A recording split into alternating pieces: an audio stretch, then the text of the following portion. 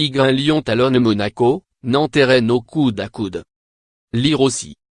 Ligue 1, Lyon maintient la pression sur Marseille. Pourtant, les Rhodaniens, toujours en 4-4-2 avec le retour de Nabil Fekir comme titulaire au poste de meneur de jeu, n'ont pas livré une grande performance, notamment sur le plan défensif face à une valeureuse formation dijonnaise et ce, jusqu'au but libérateur de Bertrand Traoré, servi par Maxwell Cornet, 4-2, 77e.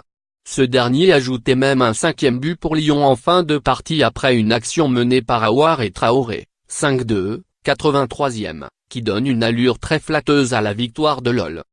Les Lyonnais sont retombés dans leur travers, manque de concentration et de rigueur, d'impact dans les duels, qui leur ont fait perdre 16 points cette saison contre des équipes de la seconde moitié du classement tel Dijon, 12e, 42 points, qui avait d'ailleurs obtenu le résultat nul à l'aller, 3-3. Cela a failli encore leur coûter cher cette fois-ci. Nantes et Rennes n'ont pu se départager vendredi, 1-1, au terme d'un match tendu où l'expulsion de Salah au tout début de la seconde période aura certainement été un tournant.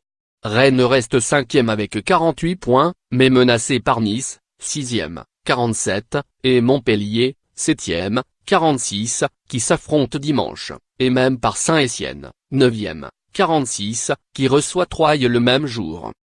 Nantes est lui intercalé à la 8e place avec 46 unités, mais les Girondins de Bordeaux, 10e avec 43 points, rejoindraient les hommes de Claudio Ranieri s'ils réussissaient l'exploit de battre le PSG. Lire aussi. Football, les débuts laborieux du futur stade de Nantes. Ce n'est pas un derby qui restera dans les annales, a déploré l'entraîneur rennais Sabri Lamouchi après le match. Ni par son contenu, ni par ses conséquences quasi inexistantes dans la course à l'Europe. Un derby qui ne laissera que des frustrés.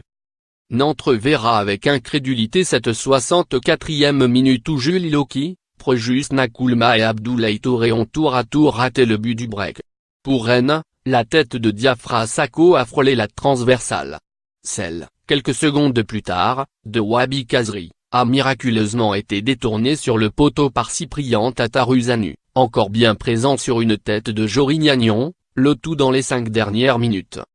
Les Canaries pourront aussi se mordre les doigts de cet excès d'engagement d'Emiliano Sala, averti en première période pour un coup de coude et expulsé dès la 46e pour une intervention maladroite sur Jamléa Siliki. Je pense que l'arbitre a été un peu sévère avec nous. En France, les joueurs font toujours ça, à chaque tacle ils font comme s'ils allaient mourir et l'arbitre donne le carton jaune, s'est plaint le coach des Canaries, Claudio Ranieri. Lire aussi. Ligue 1 Lyon remonte sur le podium, Nice et Rennes inséparables. Dans un match tendu, disputé par une chaleur inhabituelle pour un soir de fin avril, ce jeu en infériorité numérique a sans doute coûté cher aux Nantais, permettant aux Rennais de rester invaincus à la Beaujoire depuis janvier 2005.